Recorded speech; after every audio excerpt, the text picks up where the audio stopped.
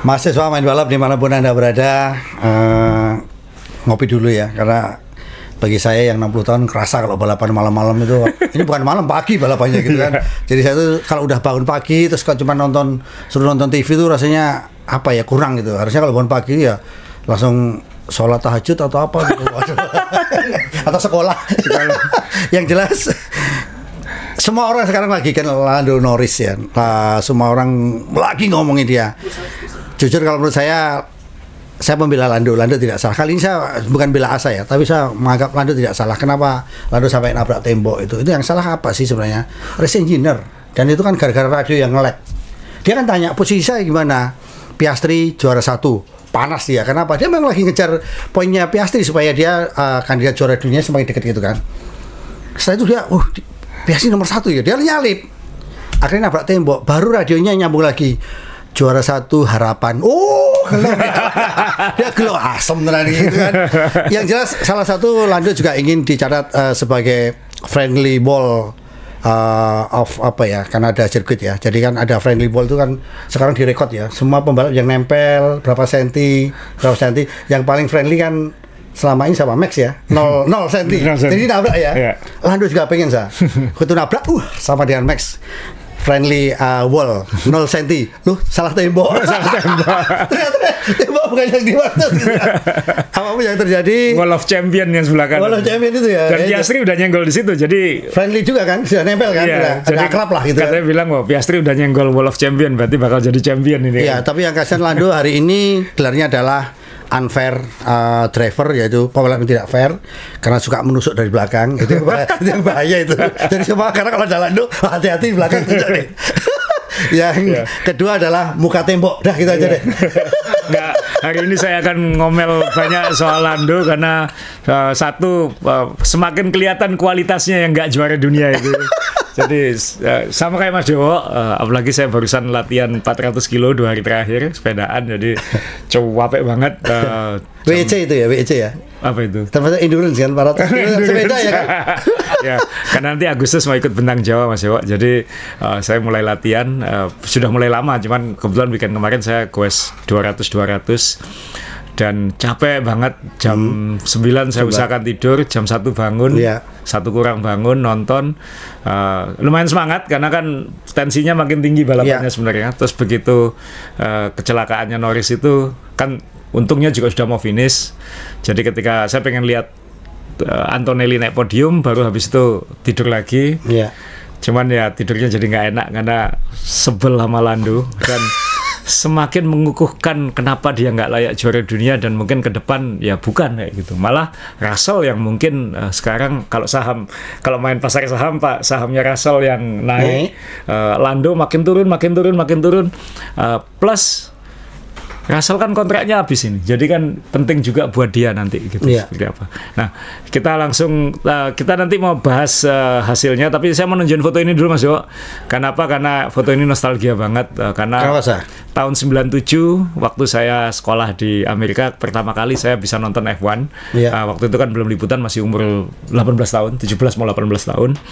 Dan waktu itu saya berangkat sendiri, ngurus visa sendiri, visa Kanada, nonton sendiri. Saya bawa bendera Zanalesi, Benetton, bendera Zanalesi waktu itu. Terus saya pakai baju Benetton, saya duduknya di sini. Itu tikungan pertama ya? Tikungan pertama. Jadi ini tikungan technically ini komplek tikungan pertama pit exit Mas Jo. Jadi karena tikungannya kan ada 2-3 di sini. Tikungan 2 ini mungkin. Nah, saya duduknya di sini waktu itu. Pas di sini dekat tekuan tribun ini. Jadi waktu itu pertama kali nonton F1 jadi lihat wah ada foto ini. 97. Setua. Cuman ya ini sirkuit yang sebenarnya menyenangkan untuk nonton karena kota ini kota kan, kota Montreal, dan ini kan pulau sebenarnya, pulau namanya Ile Notre Dame. Jadi ini pulaunya bener-bener bukan buatan ya, bukan pulau yang beda kayak Melbourne gitu ya. Bukan. Melbourne suasananya kan gini-gini juga. Betul. Ini pulau tapi bisa dijangkau pakai tram dari kota. Suasananya termasuk terbaik kalau memang lagi bagus. Saran kalau memang di Kanada, tapi ya saya lihat foto ini, saya dulu duduk di sini. Ini tulisan Las Vegas, ada ini saya duduk pas di tekuan ini di sini. Ada 97 ya. 97. Nah, sebelum kita bacakan hasil, kita Ya. mengucapin selamat kepada Ferrari dulu, Mas Yo. Karena Ferrari menang Le Mans. Oh, tak pikir Formula One. Le Mans 24 jam. Dan Kubica yang menang. Jadi ini saya harus baca nama pembalap lainnya, yang tahu cuma Robert Kubica. Jadi yang ini Phil Hansen, yang satu lagi Ye Yifei dari Tiongkok. Jadi Saya lihat tangan kirinya saya. tangan kirinya normal, Mas Yo. Tangan kanannya yang Kanan, hancur, maaf ya, kanan dari kiri ya, kanan ya. Kanan yang aja, Kanan ya. yang Itu hancur. benar-benar anu ya, benar-benar kayak sudah kayak apa? Dagingnya itu sudah kayak Jadi cuman tulang mumi gitu ya. tulang Daging. dilapis kulit, udah Iya, nggak ada iya. dagingnya ya. Iya. Jadi tangan kanannya Kubica, tangan kanannya itu kayak tulang sama kulit, jadi nggak ada dagingnya sudah. Ya ketika Asa ngomong itu kan waktu minta tanda tangan foto di Fuji kemarin kan saya amati memang benar ya itu ya. Iya. Itu benar-benar memang Hancur. Itu seandainya dia tidak kecelakaan itu mungkin juara dunia F1 mungkin ya. Kan waktu itu lagi naik daun terus kecelakaan rally, karirnya di F1 berakhir, tapi ya dia sudah menang Le Mans sekarang. Jadi kan triple crown-nya itu kan Monaco, kemudian Le Mans, satu lagi Indy 500 kan. Oh itu ya, tiga dia. Jadi ini ya mungkin dia harus nyoba IndyCar tahun depan. tapi jujur ini pembalap juga di hati saya juga, karena ketika saya nonton di Hungaria tahun berapa, 2004 atau 2005 itu ada orang sudah pakai spanduknya itu cuma tulisan sederhana Kubica. Ini siapa sih Kubica itu gitu. Ternyata pembalap. Tahun kemudian baru muncul, oh ini tuh maksudnya. Jadi orang pakai spanduk Kubica di apa gitu. Jadi ini pembalap hebat yang karirnya hilang karena kecelakaan Rally ya. Ya, kita baca top 10. Ya. Russell akhirnya menang. Akhirnya ada 3 tim menang tahun ini, McLaren, Red Bull, dan Mercedes. Verstappen finish nomor 2, tetap sekali lagi dimaksimalin sama dia apapun hasilnya. Jadi apapun kemampuan mobilnya dia maksimalkan. Nomor 2. Antonelli podium pertamanya, umur 18 tahun, podium termuda ketiga ya. Dan masih umur 18 tahun sudah naik podium. Jadi keputusan Mercedes bukan keputusan Hamilton untuk pindah ke Ferrari, ngasih kursi ke Antonelli, dan itu mungkin lebih baik untuk Mercedes. Iya. Selain lebih hemat uang banyak, juga jangka panjangnya jadi lebih jelas, gitu kan. Dan memberi kesempatan Lewis Hamilton untuk belajar debat dengan race engineer. Selama ini kan nurut semuanya. Sialan Mas Ewo. Kalau di sana belajar debat ya. Terus Oscar Piastri juara harapan 1 tadi kata Mas Ewo. Dan ini juga nggak fair menangnya karena dapat tenaga tambahan NOS. Kan didorong sama Norris gitu. Jadi kan dilempar gitu mobilnya. Tambah cepet itu. Jadi ini juga McLaren, nanti kita bahas kenapa McLaren nggak sekuat di sirkuit lainnya, betul. Ferrari sekali lagi kayak ya sekarang dia yang ngejar depan nggak bisa, belakangnya jauh. Leclerc lagi-lagi di depan Hamilton. Nanti kita bahas juga kenapa ini strateginya ini kok kayak nggak. Kamu waktu rapat itu nggak sepakat, nah. Jadi ketika keluar rapat, waktu start itu masih nggak sama persepsinya. Nggak ada GR gitu rasanya. Nggak ada GR. Kan ada plan kalau di sepeda kan, kalau kita ultra cycling kan ada plan your right, ride your plan. Kita bikin plan dan sebisa mungkin maksimal dengan plan itu, supaya fisik dan lain-lainnya terjaga. Kalau race kan sama aja, plan your race dan race your plan kan, kecuali situasi khusus. Ini kayaknya ada plan tapi kayak terserah. Itu yang biasa dipakai plan A, plan B ya, C, D. Jika jawaban semua benar. Pusing dia. Dalam konteks Ferrari nggak ada yang benar. Iya benar. Terus kita ke Hamilton 6, Alonso dapat poin lagi. Sudah mulai kelihatan, dan teman satu timnya yang nggak jelas ini makin lama. Kemudian Hülkenberg. Ini Sauber.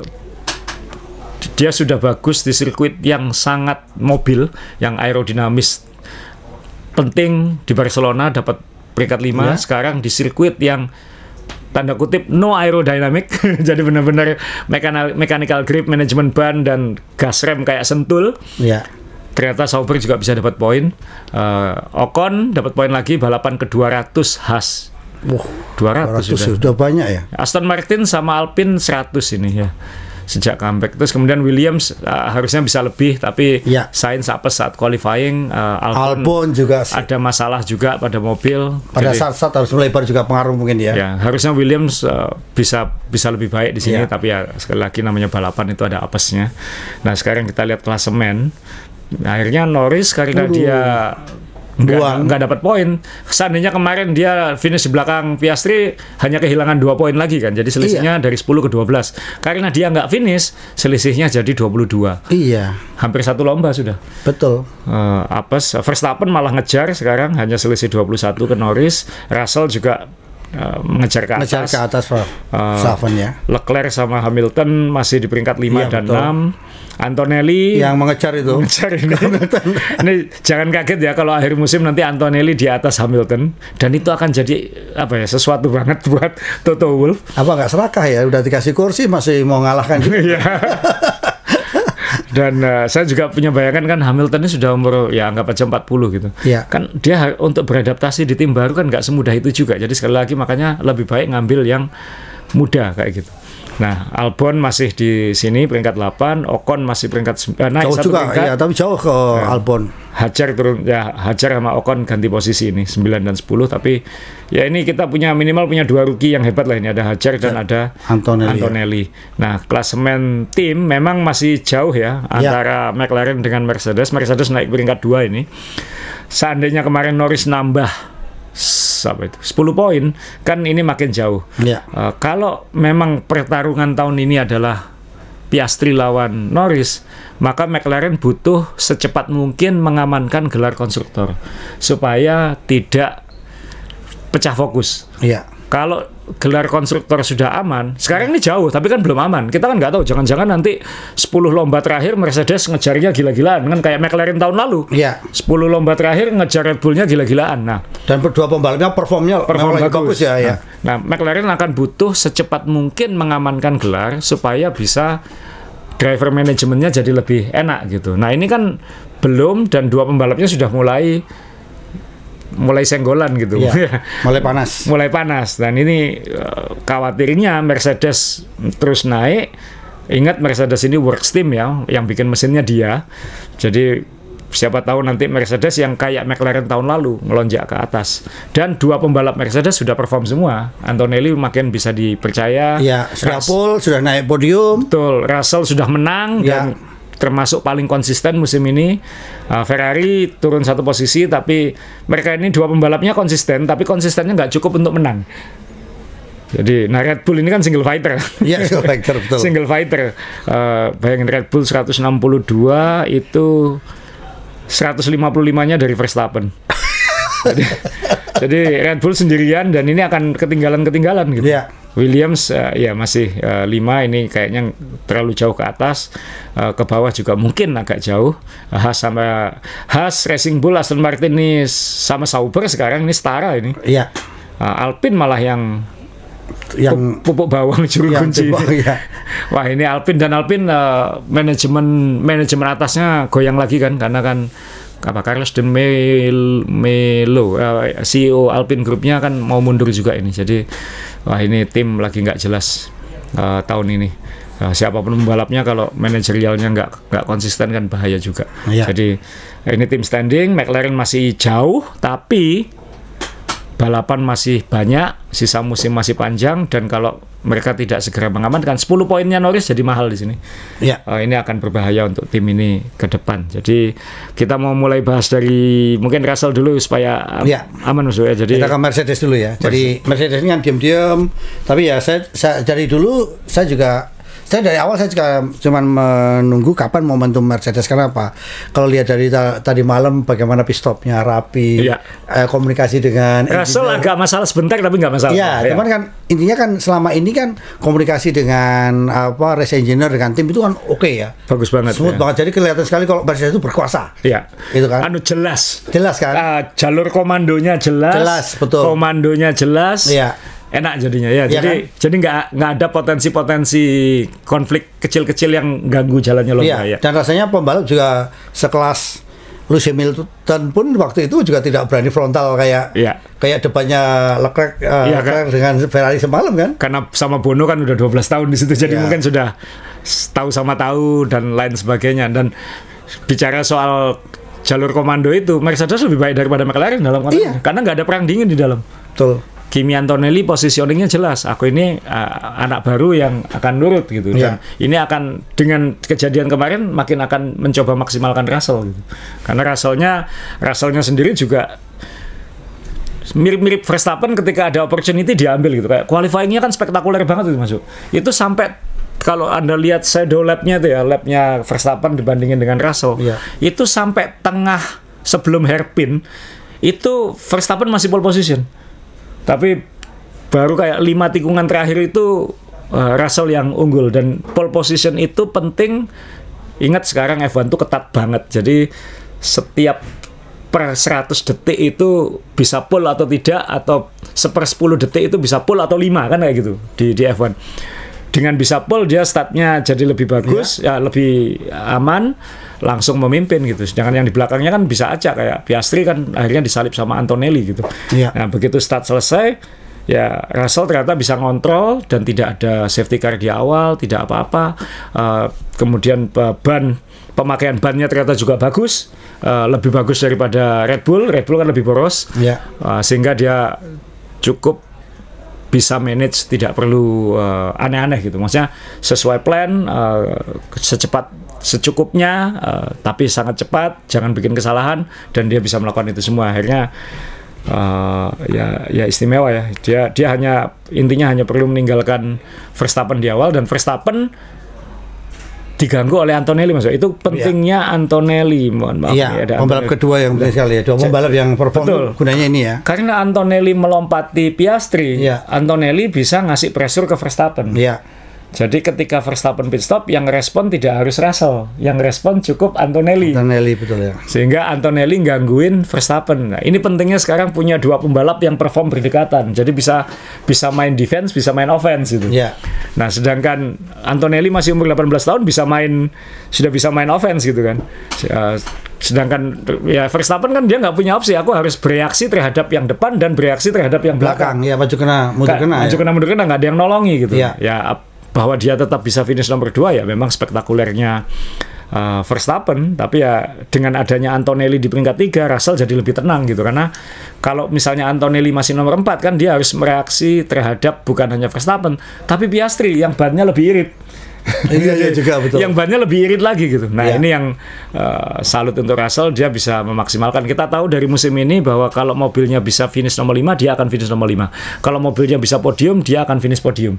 Nah sekarang ada kesempatan menang, dia menang. Iya, kita koreksi sedikit tentang Russell. Russell ini kan ketika di Williams emosional, sempat mau berantem sama Bottas ya kan, waktu itu ada kesempatan. Kemudian ketika mobilnya sudah lumayan, kalau dapat tekanan melintir atau melakukan kesalahan. Proses belajar. Ya. Nah, tahun ini kan perubahan yang sangat dahsyat Russell ya. Dia sudah ditinggal Lewis ini tambah semakin dewasa gitu. Kalau saya melihat ya. Kalau menurut saya ini sindrom kontrak year Mas Do. Semua atlet kalau kontraknya mau habis itu biasanya mainnya lebih atau performnya lebih meningkat ya, kayak mendapat ini ya, kayak suntikan semangat gitu ya. Karena aku punya potensi dapat lebih baik tahun depan, atau aku butuh untuk mengamankan tahun depan. Nah, dari semua pembalap papan atas yang kontraknya habis musim ini hanya Russell. Hanya Russell. Antonelli kan punya opsi ke depan. Norris sama Piastri sudah pasti aman di McLaren. Verstappen bisa milih, kan terancam sama Verstappen dia ini. Nah benar, ini kan ini yang menarik di Formula One ini kan kayak di dunia politik ya. Bisa berantem, bisa berteman, bisa berantem, berteman. Tinggal di mana itu kebutuhan, keuntungan itu yang diutamakan kan. Kita lihat tahun 2021 ini kan Mercedes dengan Red Bull atau dengan Max kan rasanya musuh utama gitu. Tapi akhir-akhir ini kan Toto juga deket, sering ngobrol. Iya kan, sekarang kontraknya Russell habis. Kalau Russell nggak perform, dia sudah punya Antonelli untuk masa depan. Nah, Max bisa pindah kapan saja dia mau.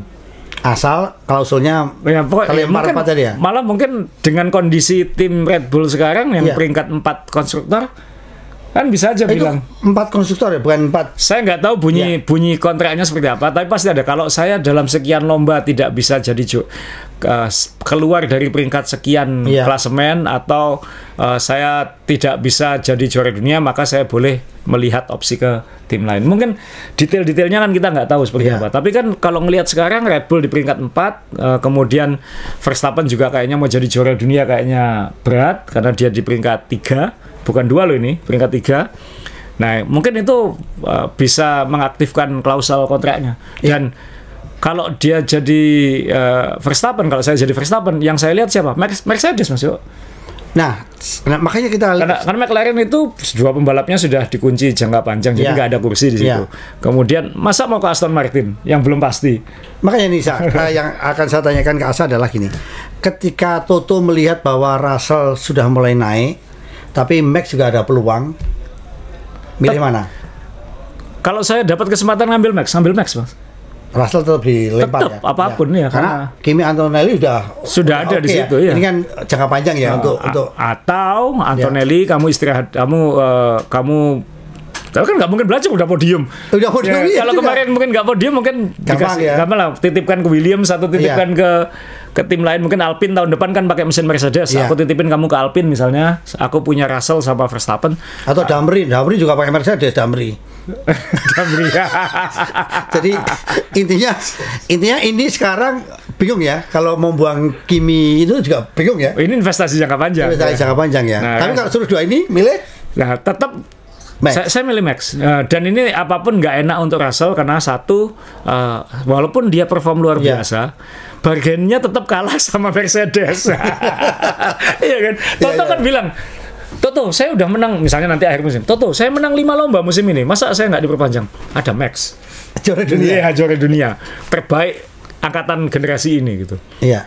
Tapi Toto, saya nggak harus dibayar semahal Max. Tetap ada Max. Jadi dia mau minta bayaran besar susah. Kalau dia mau pindah ke klub ke tim lain, dia bisa kehilangan peluang untuk jadi juara dunia. Ingat Mas Yo, kenapa semua ingin Mercedes tahun depan?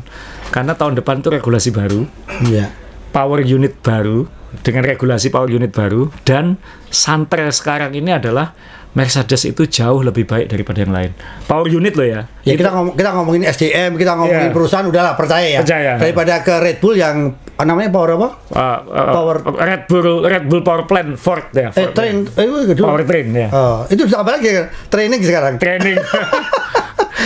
Nah gini lah sekarang yang jadi pertanyaan. Semua ingin ke Mercedes, semua ingin kursinya Russell. Maksudnya yang bebas kontrak ya. Aku pengen kursinya Russell. Nah sekarang gini, ini menarik ya. Mercedes tadi Asa bilang kalau Max sama Russell saya milih Max. Kayak balap Max sama Lewis Hamilton hampir sama nggak? Kayaknya yang kalau kita ngomong sama-sama beringas gitu. Iya, gitu. Iya sebenarnya iya. Jadi bagi Mercedes ya oke-oke saja ya. Kalau saya jadi Mercedes, bayangkan nilai bukan hanya kemampuan yang sekarang aja semua sudah bilang karena Lewis kan sudah turun ya. Ini kan prime puncak karirnya. Ini kayak dulu Michael Schumacher pindah ke Ferrari. Ini di puncak karirnya gitu. Nah itu kan dan masih muda, jadi masih ada bisa berlama-lama kayak Lewis dulu kayak gitu. Jadi ya kalau saya ngambil Max dan juara dunia jaminan. Beritanya pas marketing value-nya, news value-nya jadi jauh lebih besar. Ini kan penggantinya Lewis yang lebih tinggi untuk sekarang. Untuk sekarang. Jadi kalau saya disuruh milih, saya pasti milih Max. Jadi mungkin walaupun Russell awal musim ini luar biasa, kalau saya tutup, saya akan nunggu sampai September atau Agustus. Saya lihat situasinya Max seperti apa. Kalau Max bisa lepas, sini aja kamu. Atau kalau misalnya pun nanti Russell saya perpanjang, saya kasih klausul, kalau Max kesini kamu istirahat, atau kamu saya pinjaman ke yang lain. Ini kalau kita kembali ke tahun 2000 ini, kalau hal-hal semacam ini bisa terjadi, McLaren, Ferrari saling ngambil, saling comot itu kan. Sekarang ini ada pemain baru namanya Red Bull, ada McLaren ya. Dulu kan cuma itu dua itu kan. Dan ini bukan saling ngambil, Mas, pembalapnya yang bisa milih. Iya. Ini Max yang milih loh, bukan Mercedes. Mercedes kan nunggu Max. Ini Max yang milih, jadi bukan kalau dulu kan timnya yang membajak kan gitu. Ini enggak, pembalapnya yang menentukan aku mau kemana. Sama kayak Lewis ketika ke Ferrari kan itu pilihannya Lewis gitu. Nah ini yang sekarang ini ke pembalap sedikit lebih berkuasa kalau level Lewis dan Max. levelnya Russell belum. Jadi ini kalau kita bicara teman-teman, kita tidak hanya sekedar lihat pembalap yang istilahnya skillnya oke, tapi knowledge-nya juga tentang hukum, tentang bagaimana membaca aturan, itu memang udah canggih ya. Pengacaranya udah canggih-canggih ya. Dan agennya ya yang mikirin gini-gini. Jadi pengacaranya punya gunung berarti ya, punya gunung apa yang nikel atau gunung apa itu? Bukan ya? Jadi kaya banget ya gitu kan. Dia cerdas-cerdas semua kan. Cerdas semua ya. Kan? Karena kan gajinya gede-gede masuk. Max ini bisa 40-50 juta semusim. Russell aja kan minimal 20-25 minimal. Ya. Kalau mau sama kayak Norris sama Piastri. Jadi ya ini yang masih murah, mungkin 1 jutaan ini masih. Makanya dia garuk-garuk terus ya. Nah ini apa, Russell ini ya kasihan memang situasinya sekarang. Di satu sisi dia ini dulu binaan Mercedes, pindah ke Mercedes saat Mercedes turun.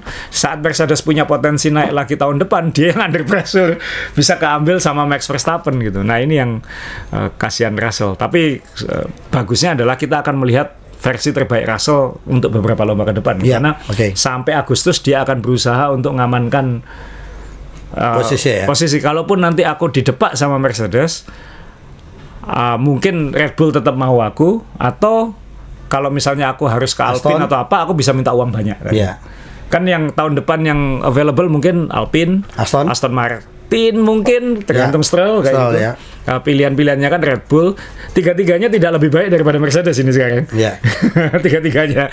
Jadi ya kasihan, dia justru pindah di saat timnya sedang turun. Nanti kalau dia pindah ke Red Bull saat Red Bull sedang turun. Betul. Nah ini yang kasihannya Russell. Nah sekarang tapi kita akan melihat versi terbaik Russell lah. Dia sudah menunjukkan di hampir separuh awal 2025 ini dia levelnya atas lah, 3 besar menurut saya.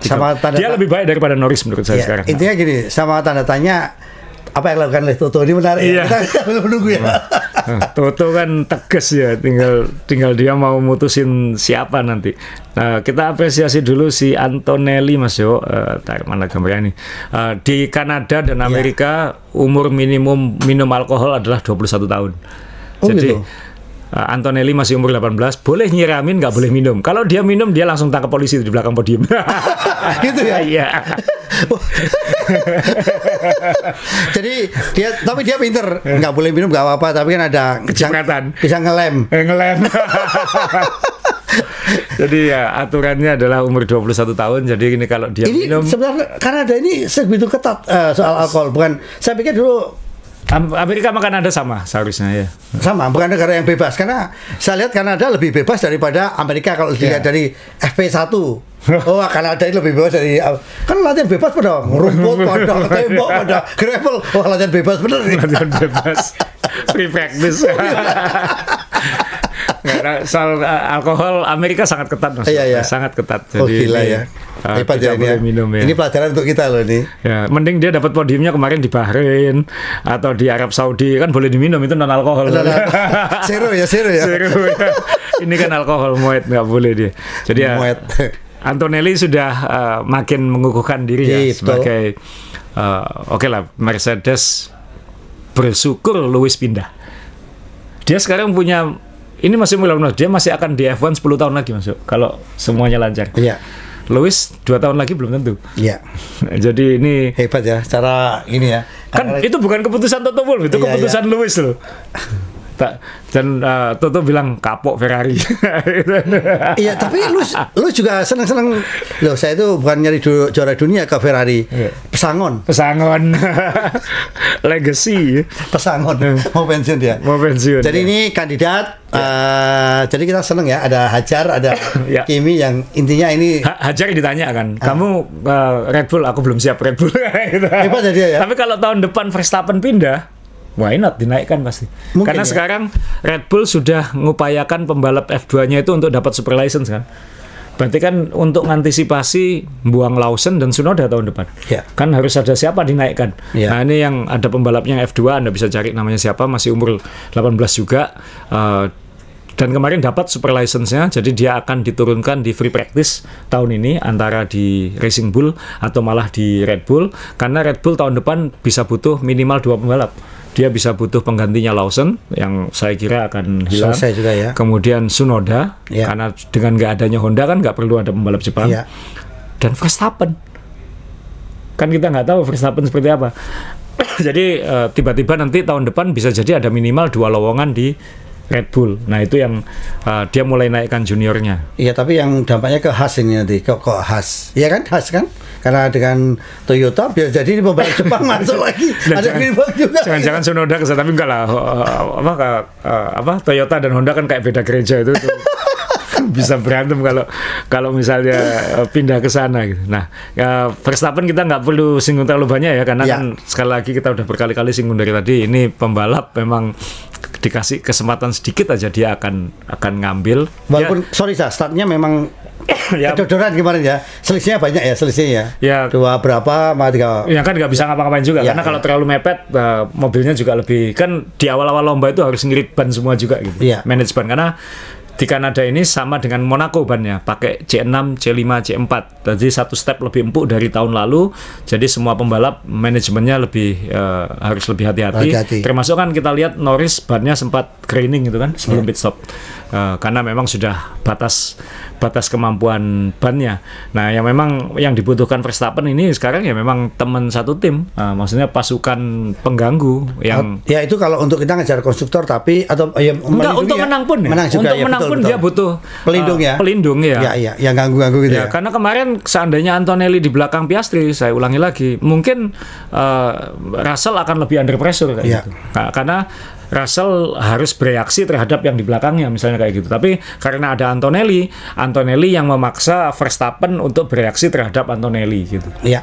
Sebelum pindah ke topik sekalian soal ini kan banyak yang menunggu, ternyata sudah diumumkan bahwa Russell tetap juaranya kan.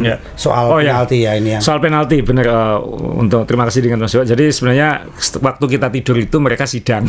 Oh, alah. Kan teman-teman, kita harus selalu ingat bahwa hasil resmi F1 itu baru diumumkan 2 jam setelah race. Jadi kalau kita lihat podium seremoni segala macam itu masih provisional result.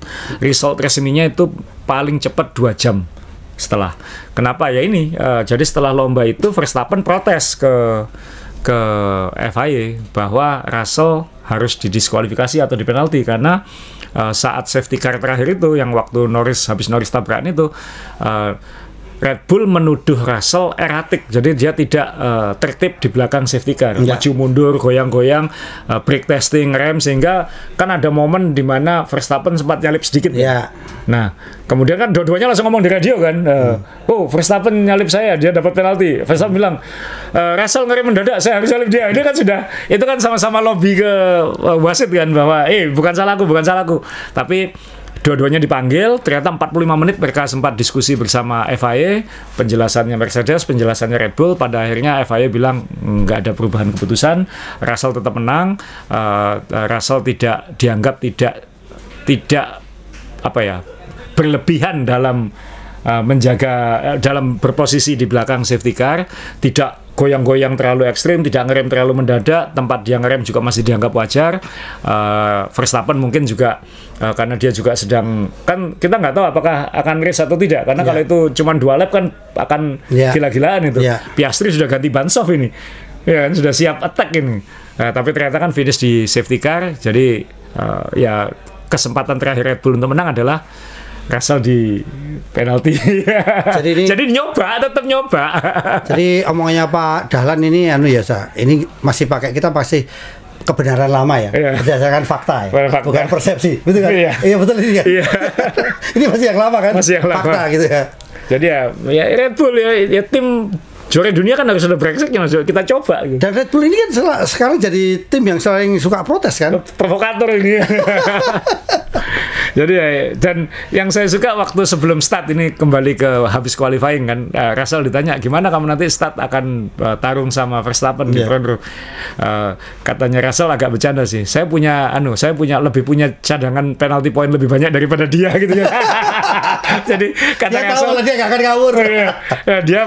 Dia punya tanggungan penalti point, jadi aku nggak akan takut itu smart kan, maksudnya jawaban yang kelas gitu. Iya, tidak menohok ya. Kita harus mikir. Mikir. Oh iya, Russell akan lebih punya akan lebih punya pengaman untuk agresif gitu. Sedangkan Verstappen harus lebih hati-hati, karena kalau Verstappen bikin kesalahan, dia bisa di-ban balapan berikutnya.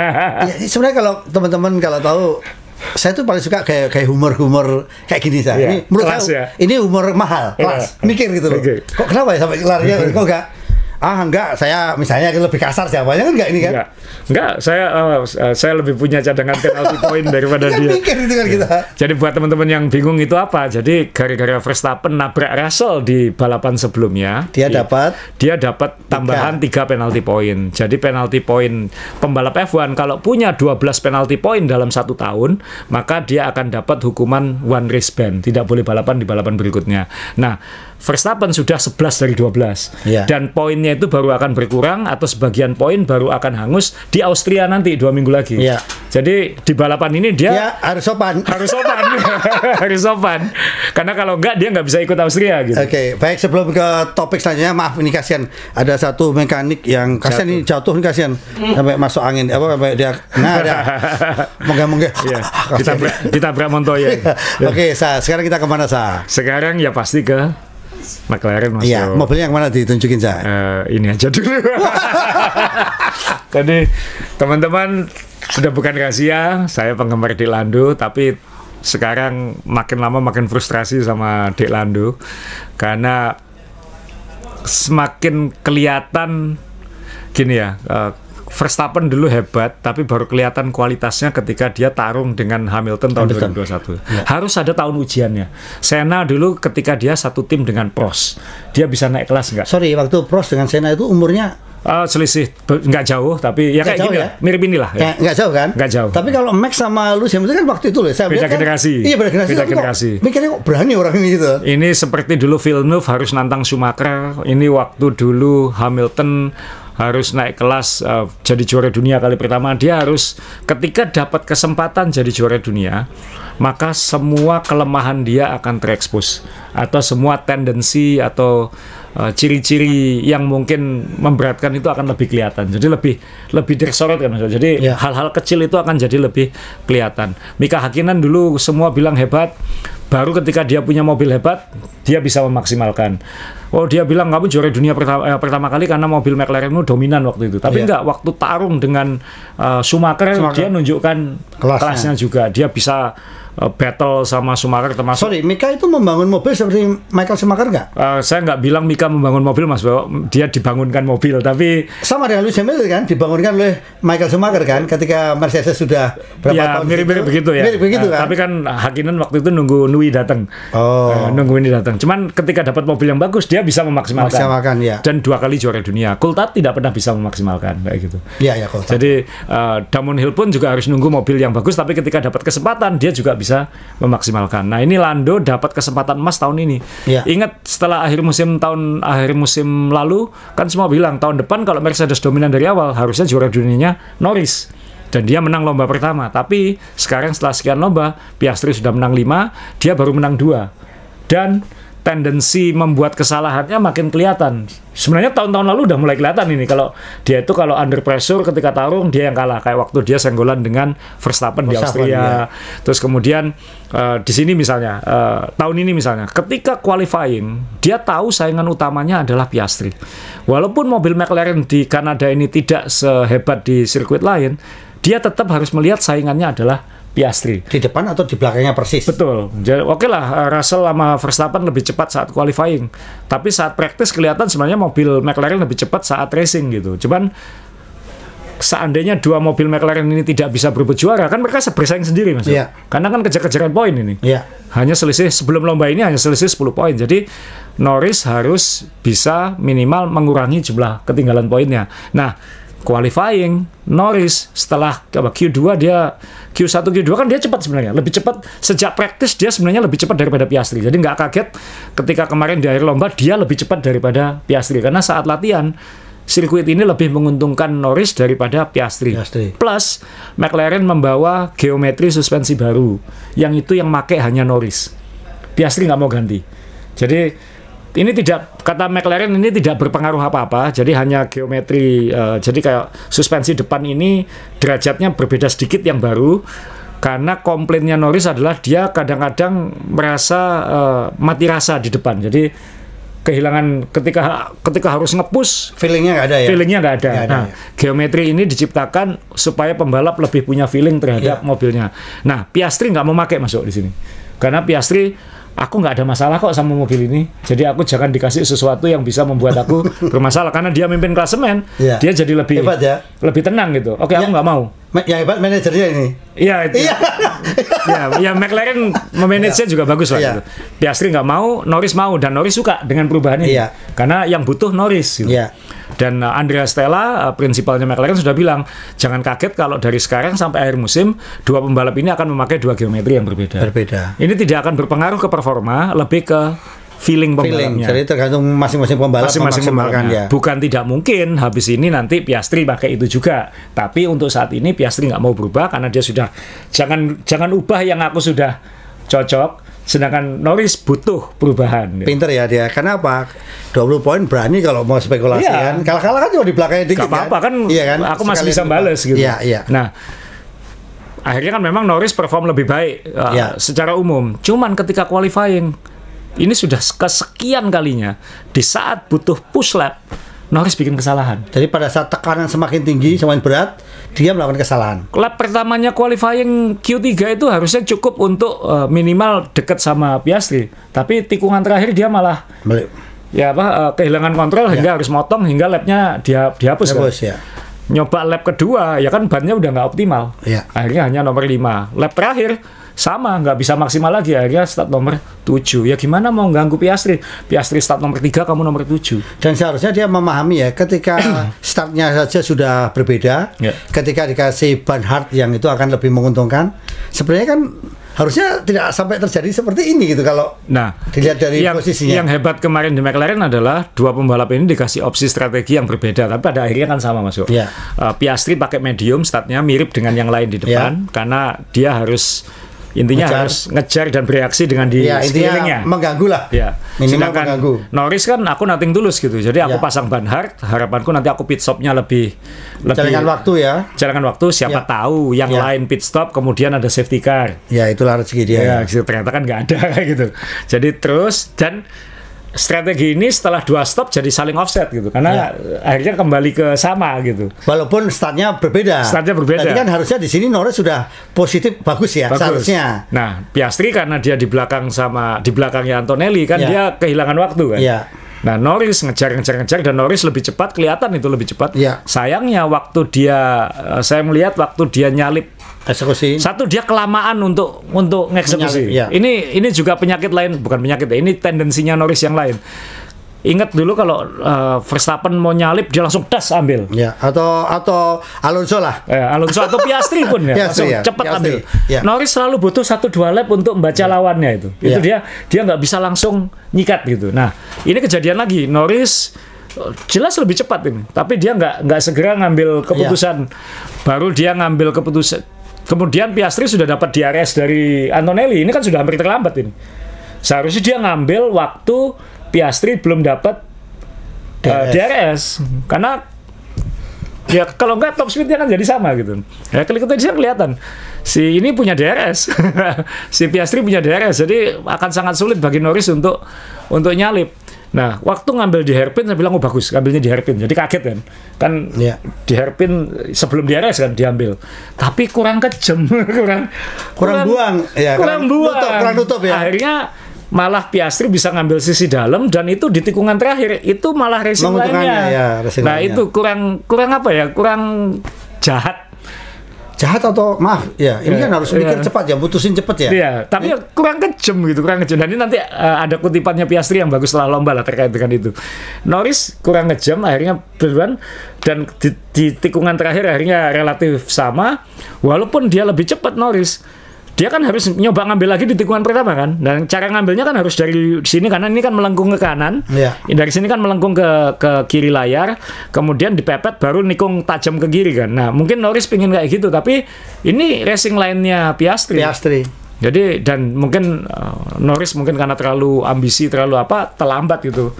Jadi saya pikir ini juga sebenarnya bukan salah dia murni, ini racing incident kan gitu. Cuman ya Norris kemudian langsung belum sampai balapan belum selesai udah bilang saya minta maaf ini salah saya. Loh kok kamu lembek kayak gitu. Berarti saya kalau aku jadi Norris kan aku cuek aja diam nggak usah ngomong kan itu. Biarin kan bikin panas Piastri kan penting juga ganggu psikis ya kayak gitu. Walaupun Piastri kayaknya nggak akan terganggu apa-apa sih, dia orangnya lebih kalem daripada Norris. Jadi dalam konteksnya memang Norris yang salah, dia misjudge, dia yang di belakang ya. Nah tapi kalau saya ini bukan berarti ngajarin jelek maksudnya. Bayangkan kalau ini Michael Schumacher, Lewis Hamilton atau Verstappen maksudnya. Iya. Apa yang terjadi? Disikat habis sekalian. Jadi semuanya out gitu. Iya. Gak ada poin semuanya. Gak ada poin ya. Aku 0, kamu 0. Paling nanti penalti berapa detik gitu. Ya udah gitu. Ini kan Norris pada akhirnya dapat penalti kan, penalti 5 detik. Tapi untungnya dia diklasifikasikan sebagai finish. Karena kan kalau 75% dari lomba dia dihitung finish sebenarnya. Iya. Nah, kalau dia nggak dihitung finish Mas Yo, itu diberlakukan di lomba berikutnya. Jadi ini ada beruntungnya juga. Masih ada keberuntungan ya, tinggal bagaimana. Karena kecelakaannya ini di akhir lomba. Jadi dia masih tercatat sebagai finisher kayak gitu. Walaupun 2-3 lap di belakang. Nah, seharusnya ini hajar aja sekalian sama-sama out. Saya waktu ini bukan berarti berharap jelek ya. Ketika dia nabrak ban belakangnya Piastri itu, masa Piastri nggak dapat puncture? Masa bannya nggak bocor kan kayak gitu? Iya. Nah kalau itu kan sama-sama 0, jadi poinnya sama-sama 10. Toh yang belakang masih jauh kayak gitu. Iya, dan dia juga salah tembok juga, dipikir dia Pirelli tumpukan ban ini empuk nih. Dan akhirnya yang rugi ya Norris sendiri. Norrisnya out, Piastri nambah 12 poin. Selisihnya jadi 22. Satu race sekarang. Bebannya Norris makin besar lagi sekarang. Lah itu. Ini kan ada, saya baca ada komen yang lucu tuh. Isi otaknya Norris ruwet gambar helmnya Mas. Itu selalu dipakai helm itu ya. Padahal ini udah banyak sekali dikritik ya. Helmnya ruwet itu. Diganti harusnya yang clear gitu ya harusnya. Iya, itu penggambaran isi otaknya itu. Saya bilang waduh Norris. Jadi dari sini saya sebagai fans Norris agak gimana ya memang nggak bisa juara dunia kalau kayak gini. Dan itu kan kalau di Jawa Timur, Surabaya, itu tulisan di belakang udah jadi sampel 11 itu. Sampel 11. Terus waktu Piastri interview di tempat wawancara wartawan itu kan Norris datangi minta maaf kan. Ya. Ngapain dong? Aduh. Ya sportif sih, cuman bukan begitu. Too nice. Kamu itu kalau mau jadi juara dunia sudah tahu juara dunia itu brengsek semua. Jadi cukup gimana ngomongnya kalau itu? Jangan di depan publik lah. Atau secara tertulis aja di balik kan mereka kan pasti meeting habis itu. Iya. Kan mereka pasti meeting di dalam ruangan yang sama dengan engineer-nya masing-masing, ada di depan saling diskusi, tukar-tukaran informasi. Kenapa nggak di situ? Kenapa didatangi di depan wartawan? Kan ya kamu inferior dek gitu. Jadi kamu langsung kelihatan oh ya kamu kalah sama dia, hawanya sudah kayak gitu. Tapi kan dia nggak pengen jadi wali kota kan? Itu kan nice gitu. Nah Piastri kan ditanya yang ngomong mungkin itu alaminya dia seperti itu, karakternya dia seperti itu. Apakah itu terlalu nice? Ya itu karakternya dia. Maksudnya karakter dia minta maaf atau karakter dalam hal menyetir? Enggak ya, karakter manusianya memang nice gitu, nice dan apa ya ya baik gitu. Tapi kan juara dunia nggak boleh baik. Maksudnya dalam konteks persaingan nggak boleh baik, harus kalau orang Jawa bilang harus ada mentolo itu maksudnya. Jadi boleh nggak kalau kita ngomong bahwa ya kandidat juara dunia memang Piastri? Ya sudah bukan. Kalau saya sih ini kan kita kan ya saya sebagai penggemar Norris berharap mungkin ada lomba yang akan menunjukkan Norris akan naik kelas gitu. Naik lagi ya. Kemarin itu sudah. Ini turun lagi. Berarti kan ya berat gitu karena kan pattern. Kalau sudah jadi pattern itu berarti sudah ciri ya gitu, itu berat. Kalau sudah ciri berarti bisa dikatakan apakah dia memang warisannya Nico Hülkenberg? Akan jadi pembalap kedua yang selalu dapat poin, tapi nggak pernah juara dunia. Ya mungkin di atasnya itu lah. mungkin levelnya Eddie Irvine, David Coulthard, Bottas, Daniel Ricciardo mungkin. Jadi yang bisa menang, Mark Webber bisa menang, sering menang, tapi bukan yang pucuk. Mengancam juara dunia ya. Bukan yang pucuk. Mungkin tapi kan dia masih punya waktu. Nah, kalau saya jadi McLaren kan mungkin evaluasinya apa ini? Ini jelas masalahnya di kepalanya Norris gitu. Ya. Apakah ganti race engineer supaya dapat cara ngomong, motivasi, pendekatannya beda. Oh iya, penting juga itu. Atau mungkin dikontrol nggak itu lingkungannya Norris? Kan saya nggak tahu Norris ini ketika sirkuit lingkungannya siapa. Iya. Nah, perlu nggak Om Bobby ini ngomong itu bapaknya harusnya nggak boleh di situ tuh katanya, supaya nggak ganggu misalnya kayak gitu kan.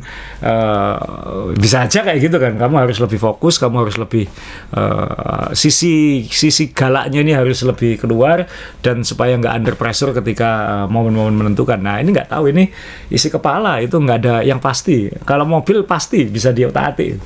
Setting 1, setting 2, kepala nyetingnya gimana, hipnotis kan, kita nggak tahu. Dan nah, ya berat lah, menurut saya berat. Dan ironisnya sebelum lomba ini sudah ditanya wartawan berdua ini, apakah kalian nanti akan tabrakan. Norris jawab sendiri, pada suatu titik ini akan terjadi gitu. Kejadian di lomba ini langsung. Aduh. Dia nggak tahu kalau ucapan itu doa ya. Makanya banyak pamalinya nih Norris ini. Ada tahu lagi untuk McLaren? Cukup dan mungkin untuk menjawab kenapa mobil McLaren tidak kompetitif, tidak sehebat sebelumnya. Ya. Saya ngingetin lagi, sirkuit Gilles Villeneuve ini bukan sirkuit normal. Ini sirkuit tapi kayak sirkuit jalanan gitu. Jadi lebih tidak ada cornernya itu cenderung stop and go, persis sentul ini. Jadi power gitu ya? Iya, gas rem. Power gitu ya? Jadi mechanical grip, manajemen ban. Jadi beda dengan Barcelona yang technical ya. Mobil yang aerodinamisnya bagus akan kelihatan kualitasnya. Di sini nggak akan kelihatan. Jadi ini ngasih kesempatan ke tim-tim lain untuk lebih bersaing gitu. Ini tim polosan lah ini. Ya, tim polosannya. Jadi kan kita berkali-kali bilang McLaren ini dominan, tapi tidak dominan seperti Mercedes atau Red Bull dulu, karena mepet sebenarnya, tidak jauh gitu. Jadi kalau mereka selip setengah detik itu peringkatnya bisa 5. Nah ini di sini kelihatan. Tapi balapan berikutnya kan Austria. Austria itu tidak terlalu aerodinamis, tapi sejarahnya McLaren jago di situ, khususnya Norris. Jadi kalau dia membalas, dia harus membalas 2 minggu lagi di Austria. Kalau dia nggak bisa membalas di Austria, bye-bye udah. Habis ya. Habis. Menurut saya habis. Itu. Nah sekarang kita ke apresiasi. Ferrari perlu diapresiasi nggak? Perlu dong ini. Ini apa yang terjadi? Karena kemarin kan ini Pak Bos sempat ditekan-tekan katanya udah mau ngambil dari WEC pindah ke sini dan sebagainya. Ya ini satu problemnya. Media Italia sudah mulai panas soal Fred Vasseur harus diganti. Ya, kita nggak usah ngomongin lah karena mungkin itu masih gosip, toh juga nggak ada anunya. Menurut saya Fred Vasseur jauh lebih baik, sudah lebih baik daripada Binotto. Karena timnya lebih perform, situasi tim juga udah lebih kondusif menurut saya, dan dia bisa dapetin Hamilton. Walaupun itu mungkin bukan keputusan terbaik ya mungkin. Tapi bukan berkah ya, musibah ya. Seandainya nih Sainz mungkin akan lebih solid tim ini, karena kan 2 pembalap yang bekerja bersama untuk mendorong, sama-sama membangun ya. Bukan satu sudah jadi bingung ditarik, sama satu harus beradaptasi kan. Jadi maaf kalau mundur lagi ke McLaren tadi juga, Norris ini maaf ya namanya aja Eman ya. Karena dia yang membangun mobil ya. Iya. Ingat kan dia yang bersusah-susah. Iya, remnya kacau kecil ya. Jadi kalau kembali ke sini, Sainz ya. Sekarang Leclerc yang sudah berjuang sejak Ferrari naik turun nggak karuan, sekarang energi Ferrari ketarik untuk membantu Hamilton. Jadi intinya mendengarkan Hamilton. Dan itu kan bisa arah yang berbeda dari yang kemauannya Leclerc gitu. Nah, Leclerc tetap, kita semua tahu bahwa Leclerc sekarang mendominasi Hamilton, dan harusnya Ferrari fokus ke dia gitu. Hamilton sudah, ya kamu beradaptasi dulu lah tahun depan baru, karena kita sekarang pengen ngejar menang, kita harus fokus ke Leclerc dulu gitu. Nah, masalahnya Leclerc sendiri, kamu sudah berapa tahun di Ferrari, nak kok masih berantem aja sama engineer-mu kan kayak gitu. Ada yang salah berarti ya? Ada yang salah ini. Masa waktu dia kan 2 yang pit stop terakhir kan dia dan Norris. Dia duluan. Dia masuk kan dia pakai hard startnya. Nah kan memang nggak mungkin 1 stop, tapi kan dia harus membuka opsi 1 stop, siapa tahu nanti banyak safety car, ya kan, siapa tahu red flag, ya kan, dia harus membuka opsi itu. Nah aturannya kan harus memakai 2 jenis compound ban yang berbeda. Dia start pakai hard, kenapa nggak ganti ke medium? Minimal lawan nggak tahu strategimu apa kan. Siapa tahu, waduh lawan jangan-jangan Leclerc gila lagi nih mau dicoba 1 stop sampai finish. Dulu pernah kok. Yang dipasang ban hard itu kan sama kayak ngasih tahu lawan, aku 2 stop ya. Aku 2 stop ya kayak gitu. Jangan ganggu ya kan kayak gitu. Jadi ini pola pikirnya bagaimana ini kan, sampai Leclerc bilang kenapa aku pakai hard lagi ya gitu. Jadi akhirnya kan ketahuan nggak ada yang takut sama Leclerc akhirnya. Kenapa? Akhirnya dia akan pit stop lagi kok, dan dia nggak terlalu cepat untuk mengganggu, dan dia nggak akan beda strategi ya kan, kayak buka kartu duluan ya. Nah, sedangkan Norris kan ganti ke medium, jadi siapa tahu Norris mau nyoba satu stop kan nggak ada yang tahu. Atau ya tadi kalau ada safety car, ada red flag, kalau red flag langsung ganti ban, ya kan? Kalau safety carnya 5 atau 10 lap, kan irit bannya. Iya, iya. Jadi McLaren benar, Lando start hard pasang medium, dan itu benar kan, di akhir kan paling cepat sebenarnya. Iya.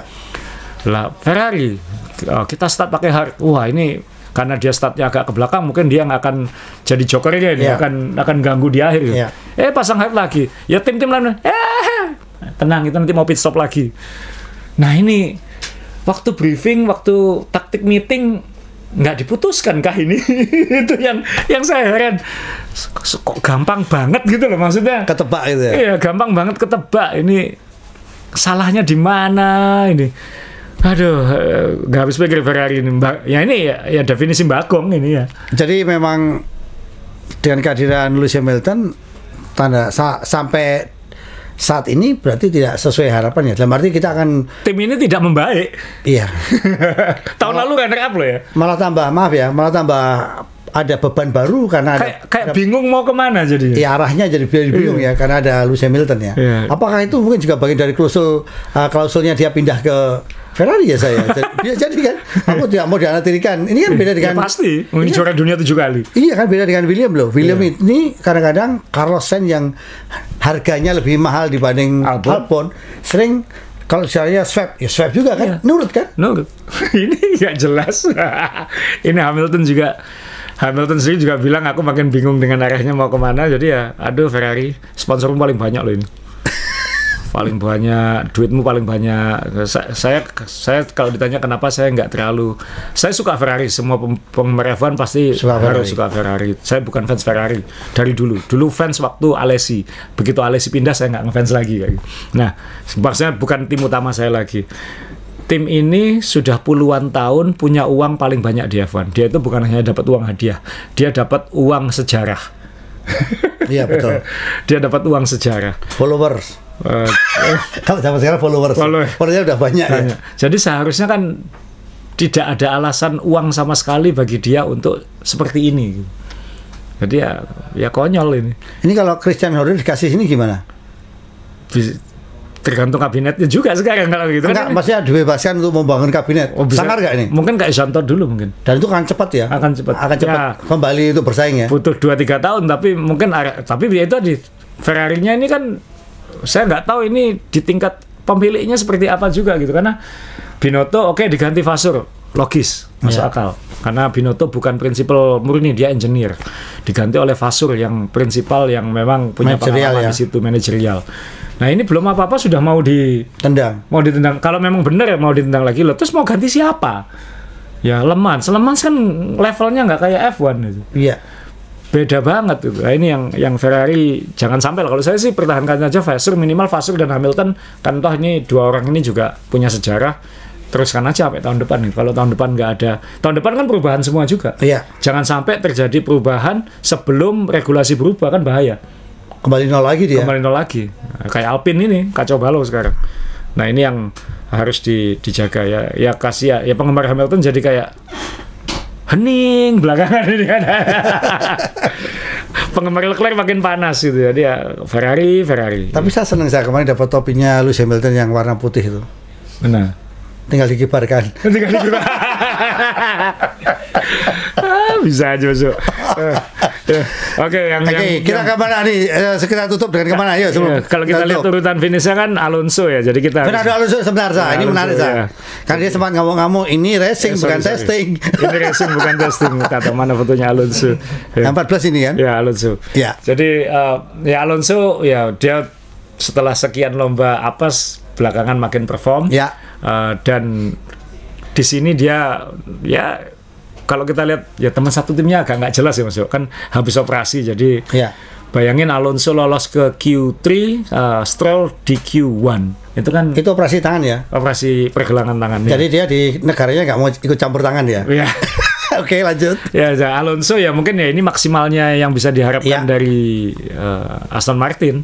Dia bisa maksimal. Ini lomba ke-100-nya Aston Martin setelah kembali ke F1, dapat sekian poin. Dan yang saya suka adalah ini kan apapun ini juga termasuk level juara dunia yang brengsek kan. Cuman mungkin pilihan-pilihan hidupnya jangan salah terus kayak gitu. Iya. Jadi ketika diingetin sama engineer-nya bilang tolong lebih hati-hati tikungan 3 dan tikungan 8. Itu terkait sama ban kan, supaya Penghematan gitu ya? Penghematan. Ya. Di manage ya. Dia bilang kita ini balapan bukan testing. Ini sangar ya. itu. Tapi semalam salah satu hiburan saya ini loh, Sa. Iya. Kalau sen aja diambil. Iya, diambil. Ya udah. Dan dalam konteks ini kan udah nothing tulusan Mas Yo. Maksudnya timnya juga pas-pasan, hanya kayak nunggu waktu sampai tahun depan aja. Kayak seperti apa gitu ya. Yang lebih banyak dramanya sekarang ya Stroll, karena orang lebih banyak membuli Stroll sekarang kayak gitu. Termasuk Martin Brundle pun juga membuli Stroll kayak gitu kan. Jadi sekarang sudah tidak takut semua untuk menjelek-jelekkan Stroll, karena Stroll ini kan mungkin ada egonya juga. Kalau aku mengasih kursiku ini ke pembalap kedua, Drugovich misalnya. Drugovich tiba-tiba dapat poin, kan aku yang kelihatan jelek gitu. Iya. Sedangkan aku nggak boleh kelihatan jelek karena tahun depan mobilnya dipegang Nui.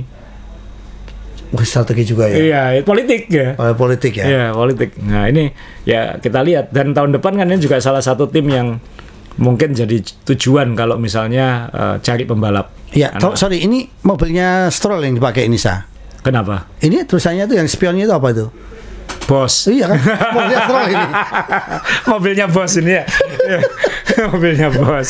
Ya. Dan tahun depan pakai Honda. Adrian Nui kan harusnya, dan Nui sekarang fokus ke tahun depan. Jadi mobil Aston Martin tahun depan ini masa developmentnya panjang. Jadi tadi omongan kamu tentang Stroll yang bagaimana jangan dikasih pembalap kedua cadangan tadi masuk akal ya. Iya. Ngeri-ngeri sedap masalah kalau dia ternyata perform itu kan. Dia habis ini nggak banyak. Saya termasuk generasi kedua dulu ya. Jadi saya yang merasakan beban persaingan itu beda gitu. Karena orang tua saya selalu bilang, kalau nilai kamu hanya 7, mending yang lain. Kalau nilai kamu 8, yang lain 7, aku mending yang lain. Kamu harus 9 atau 10 kayak gitu. Itu ngasih beban lebih kan gitu. Kepada anaknya atau keluarga sendiri ya. Dan itu beban buat diri sendiri juga gitu.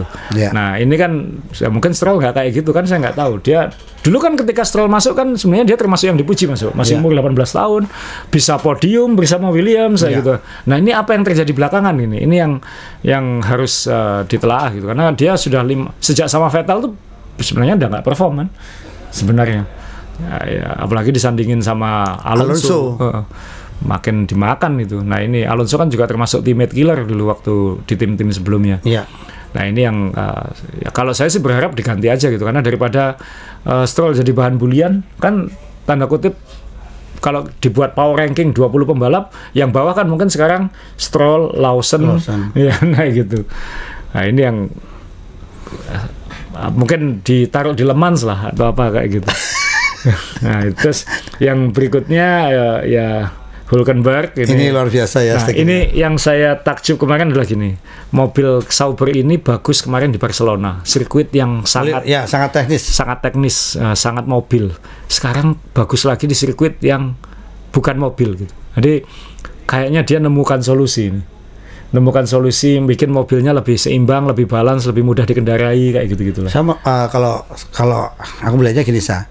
Binotto itu mungkin kalau tidak dikasih tempat yang tidak ada banyak tekanan campur tangan, bisa jadi gitu ya. Iya kan, saya juga pikir ini setelah ada Binotto masuk kan. Dan dia engineer Mas. Iya kan? Dia bisa melihat sudut pandang teknis. Iya, memaksimalkan yang ada loh. Ini belum ngomongin mobil tahun depan loh ini. Jadi ketika Binotto jadi bosnya kan engineer-nya nggak bisa bohong. Iya kan? Iya kan? Iya. Ini kalau saya melihatnya ada sentuhan Binotto ini kelihatannya. Ya, moga-moga karena ini penting untuk Audi tahun depan gitu. Iya. Karena kalau mobil tahun ini di laut ya Audi juga di laut awal tahun depan. Jadi ini awal yang baik karena sekarang poinnya kembali ke klasemen. Sauber udah 20 poin, tahun lalu hanya 4 poin 1 tahun. Iya.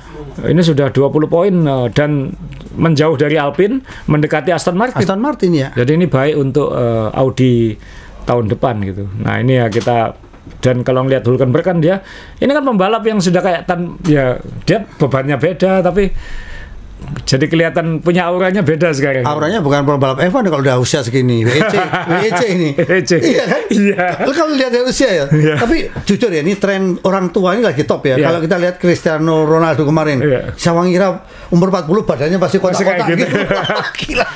Nggak, saya nampilin foto ini juga masuk, jaketnya bagus ya. Itu sempat ada di Aston yang hijau juga Aston kan. Enggak, ini kan bagus ya. Iya bagus ya. Cuman tunjukin Mas Dewa aja jaketnya bagus. Nunggu diskonan. Belum nunggu diskonan. Tahun depan kan diskon sudah jadi iya, Audi. Tapi kan? kalau ceweknya bajunya kedodoran tuh sampai diket-diket. Lanjut ya. Has atau mana? Kemana kita? Sekarang Has lah. Ya. Has lah ini. Ya, Has merayakan lomba ke-200. Tim tanpa ambisi ini ya, tapi bisa bertahan 200 race. Dia pakai corak mobilnya di Kanada mirip dengan corak di tahun pertamanya dulu. Jadi original ya. Jadi original, dan ya Ocon dapat poin lagi di sini. Jadi tim ini ya kita apresiasi kalau dia dapat poin kayak gitu aja. Dan ini kan di Kanada, dia tim Amerika dari North Carolina, sebenarnya dari Charlotte. Jadi ya lumayan lah, Haas minimal disinggung di sini, dan minimal foto ini tampilin jadi sponsornya kelihatan sedikit-sedikit dan kayak gitu. Ya, dan sekarang ya hebat ya.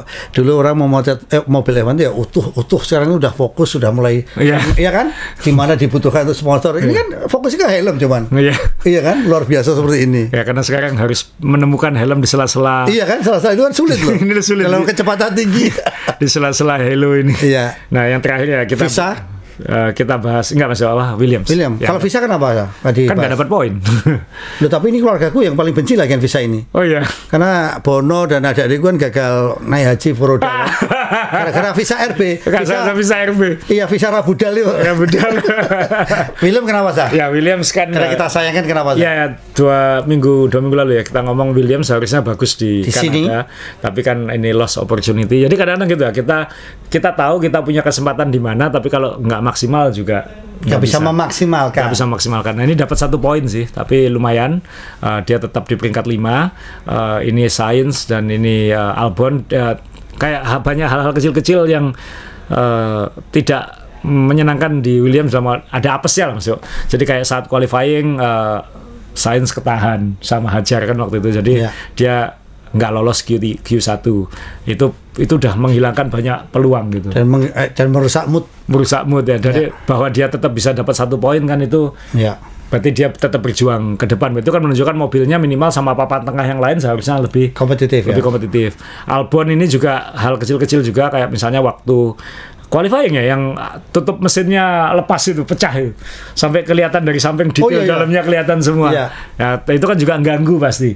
Dia untungnya masih bisa lanjut dan masih bisa qualifying, tapi saat lomba juga ternyata startnya kan kurang bagus juga. Startnya dia lebar itu kan. Main off-road dan apakah itu berkontribusi terhadap kerusakan mobilnya? Bisa jadi ya. Bisa jadi. Karena kan Ferrari juga katanya Lewis Hamilton nabrak apa itu? Itu udah kehilangan 20 poin. Saya sulit menerjemahkan kehilangan 20 poin downforce. Itu dari 100 poin atau dari berapa kayak gitu. Martin Brundle mencoba menjelaskan setiap tim punya definisi yang beda-beda. Jadi kita juga nggak bisa tahu 20 poin itu nilainya berapa. Tapi bisa diasumsikan bahwa ada tim itu kalau 10 poin itu 1/4 detik. Berarti kasar-kasarannya adalah 20 poin itu setengah detik per lap. Dan kebetulan catatan waktunya Hamilton kemarin di Kanada itu sekitar 0,4-0,5 lebih pelan daripada Leclerc. Jadi mungkin 20 poin itu segitu gitu. Gila ya, sampai bisa dihitung. Ya kan nggak bisa bohong semua di F1 itu. Pusing ya. Cuman harus ngelihat referensi datanya siapa gitu. Iya. Nah, Albon mungkin lebih dari itu, tapi Albon dapat ya nggak bisa dapat poin, tapi Williams menunjukkan bahwa tim ini ya on the right track lah kayak gitu. Tinggal tahun depan kan bisa nggak beradaptasi dengan regulasi baru yang berat itu untuk tim yang barusan berbenah. Gitu. Dan ini juga istilahnya ambisi Sainz yang memilih Williams dibanding tim-tim lain waktu itu kan, karena dengan harga dia yang cukup tinggi waktu itu sehingga dia bisa kemana-mana. Tapi sebenarnya juga menarik ya ketika swap Carlos harus ke depan juga mulus gitu, nggak perlu drama, nggak perlu apa. Dan Sainz secara kepribadian kan memang tim player banget gitu, jadi sangat dia di mana-mana dia bersahabat dengan teman satu timnya ya. Dia dengan Lando sampai ada istilah Carlando. Waktu di McLaren, waktu di Ferrari dia juga dengan Leclerc juga bisa main tim dengan baik. Dan di sini juga dia bisa. Ini kan sama-sama alumnus Red Bull ini. Jadi Albon alumnus Red Bull, ini alumnus Red Bull, ini cuma sampai Toro Rosso, ini sampai Red Bull gitu. Jadi ya Williams ya tetap punya kans baik lah. Nanti mungkin di Austria mungkin juga bisa, mungkin cocok juga untuk mobilnya. Ya, yang paling bahagia semalam adalah Yuki Tsunoda paling ya saya. Kenapa Mas? Karena alumninya nggak pada dapat poin kan. Jadi dia nggak dibanding-bandingin.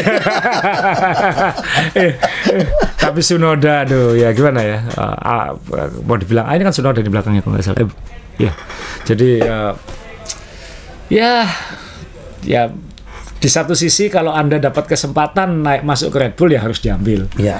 Di sisi lain, aduh mungkin mending divisa cash app aja kemarin ya gitu kan, pressure-nya tidak sebesar ini dan mungkin bisa dapat lebih poin gitu. Iya, dan itu sudah kayak tradisi warisan pembalap kedua di Red Bull ya. Iya. Selalu bermasalah ya. Selalu bermasalah. Kecuali Perez yang lumayan bertahan lama Perez. Dan ini kan tinggal ya nothing tulus saja buat Tsunoda karena kan tahun depan Honda juga sudah nggak di situ, jadi ya antara ini make or break. Kalau aku berhasil di Red Bull ya mungkin aku bisa dipertahankan sama Red Bull, aku tahu aku gampang dapat tim lain. Kalau enggak ya sudah, memang Honda sudah enggak ada kan. Aston Martin rasanya nggak mungkin dia ke sana kayak gitu. Satu ada Alonso, satu anaknya bos. Ya. Masa jadi test drivernya Aston kan. Nah itu. Ada tambahan lagi Asa? Cukup Mas Yo. Cukup ya. Ya untungnya 2 minggu lagi udah balapan normal ya. Aduh memang kalau dini hari itu capek Mas. Suara orang tua. Ya saya boleh ya, terima kasih ke Caca namanya ya. Jadi kemarin saya ketemu di mall, ada cewek cantik, anaknya Wawan Ibu Lamas, kemudian teman kita pakai baju ini sama warna putih. Saya juga kaget. Kamu kelas berapa sekarang, Dek? Om, kok udah SMA tak lagi kuliah gitu. Kamu tinggi kok, iya tinggi cantik. Kamu kok pakai baju apa? Ya, Mercedes. Aku suka Russell. Terus akhirnya saya dikasih link namanya F1 Industry. Saya buka-buka. Ternyata bikin konten. Kamu suka dari mana kamu suka ini? Benar kata Asa bahwa Netflix itu ternyata menjembatani antara orang tua dan anak muda. Udah, untuk menyenangi. Dia awalnya dari Netflix ya. Iya, dari Netflix, dan gila koleksinya. Saya pikir waktu itu kan saya cuma ngasih bapaknya. Waktu itu Wawan sempat ngobrol-ngobrol, aku seneng F1 lagi ya, gini gara-gara anakku. Saya kirimi Michael Schumacher tahun 95, tapi yang 143 saya kecil. Ternyata kemarin saya lihat koleksinya, lalu jadi gede gitu. Beli sendiri gede. Udah dikasih kecil tuh gue. Ya, saya dikirim foto malam-malam sama waktu balapan tengah malam mana gitu. Kayak gini, satu rumah nonton katanya. Iya katanya. Ini nggak sekolah, besok kan Senin dini hari. Iya gila. Jadi coba di F1 Industry ada Caca cantik, tapi komen-komennya ngawur dan ternyata ngikutin kita. Kadang-kadang pinter celah-celah yang kita bahas ada di sana. Pinternya itulah. Ya. Jadi menurut saya inilah menarik, karena memang kalau kita lihat sekarang kan anak-anak muda pada bikin apa ya, konten-konten yang luar biasa gitu. Sekali lagi kita ini cuma menang pengalaman aja Mas. Langitnya sudah. Iya benar-benar kita itu bangun tua aja gitu. Jadi kalau diadu saya kalah bahasa Inggris. Tapi kalau diadu saya nyusup ke sirkuit berkali-kali gitu. Itu aja ya. Oke teman-teman, silakan di IG Main Balap, rasanya udah seru sekarang, mulai banyak berdebat sehat di sini. Kita memang pengennya debat yang sehat, bukan tidak pribadional, tidak asal benci, tapi kalau ada solusi kalau ada argumen-argumen yang menarik kan saya yang tua pun seneng lihat. Ya kadang kita kayak sampai gitu. Ya cuman kadang-kadang ya itulah, kalau nggak nonton penuh nggak usah komen. Gitu. Makanya saya nggak pernah komen. Kenapa? 50 saya udah gak kuat tidur, saya nggak kuat tidur. Saya bertanya, nggak pernah komen saya kan. Kadang-kadang nih di komen loh, kamu nggak dengerin ini, berarti kamu cuma nonton anunya doang gitu, 5 menit pertama gitu. Ya itulah, kadang jempol lebih pintar dari kepala itu. Jadi bukan kebenaran baru, jangan kebenaran baru, tapi tetap kebenaran dengan fakta itu yang kita pertahankan. Kata Pak Dahlan itu katanya. Baik, kita ketemu lagi teman-teman. Terima kasih. Mungkin kita 1 jam lebih, jadi mohon maaf kuota Anda. Tapi ketemu.